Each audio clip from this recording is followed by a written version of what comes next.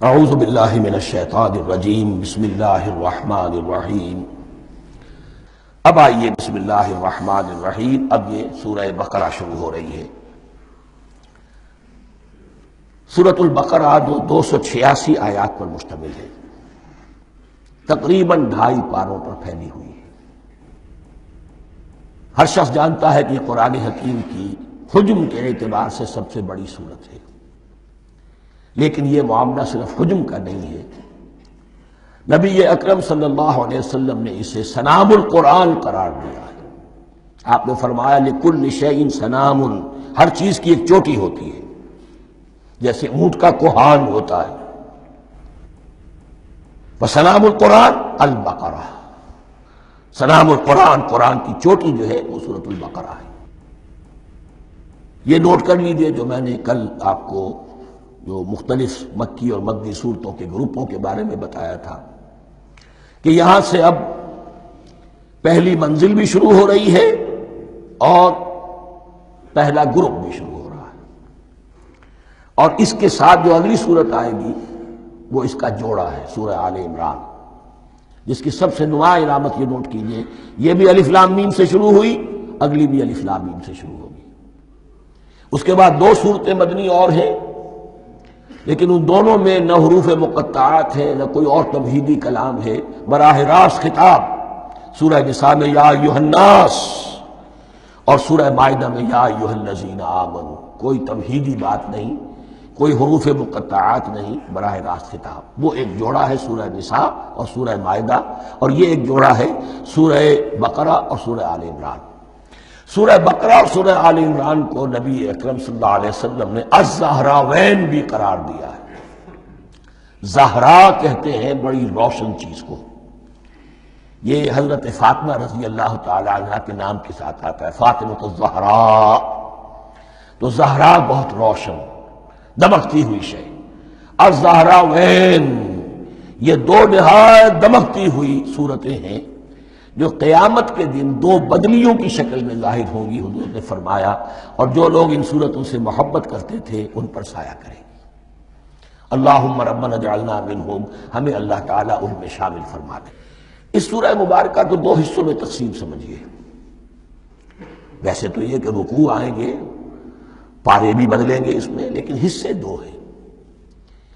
پہلے حصے میں اصل روح سخن سابقہ امت مسلمہ سے ہے، یہود سے، بنی اسرائیل سے۔ دوسرے حصے میں اصل خطاب موجودہ امت مسلمہ سے ہے، امت محمد سے صلی اللہ علیہ وسلم۔ پہلے حصے میں 18 رکوع ہیں لیکن آیات 152 ہیں۔ دوسرے حصے میں 22 رکوع ہیں لیکن آیات 134 ہیں۔ گویا کہ اس سے آپ کو توازن نظر آئے گا کہ اگرچہ ادھر رکوع کی تعداد کم ہے 18، لیکن آیات کی تعداد زیادہ ہے 152۔ دوسرے حصے میں رکوعوں کی تعداد زیادہ ہے 22، لیکن آیات کی تعداد 134۔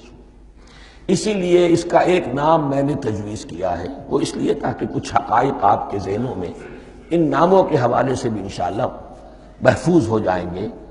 سورۃ الامتین، 2 امتوں کی سورت، اس لیے کہ تقریباً نصف اس کی ساری بحث جو ہے، مرکزی بحث، وہ سابقہ امت مسلمہ بنی اسرائیل، اور دوسرا نصف اس میں سارا خطاب وہ ہے موجودہ امت مسلمہ یعنی امت محمد صلی اللہ علیہ وسلم۔ اس کا جو پہلے 18 رکوع ہیں یا پہلا حصہ ہے، اس کے اندر ڈویژن فردر ہوگی ورٹیکل، عمودی۔ پہلے 4 رکوع، پھر 10 رکوع، پھر 4 رکوع۔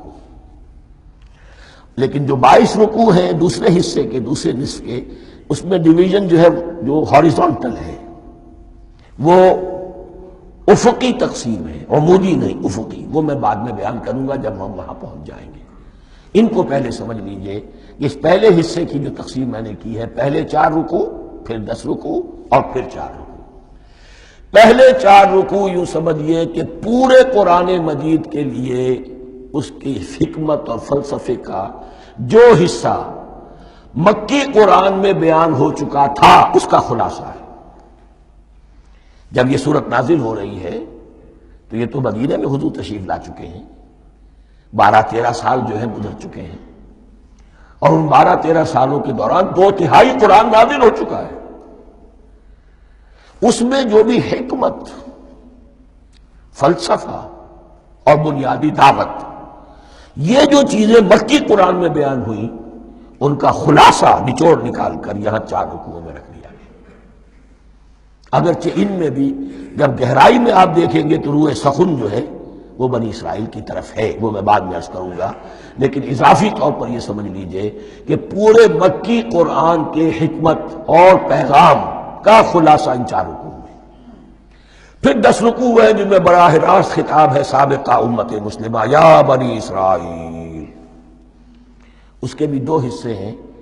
پہلے ایک رکوع میں دعوت ہے، بڑا انداز اس کا بڑا پیارا ہے، اس میں دعوت ہے، ایمان لاؤ محمد پر صلی اللہ علیہ وسلم۔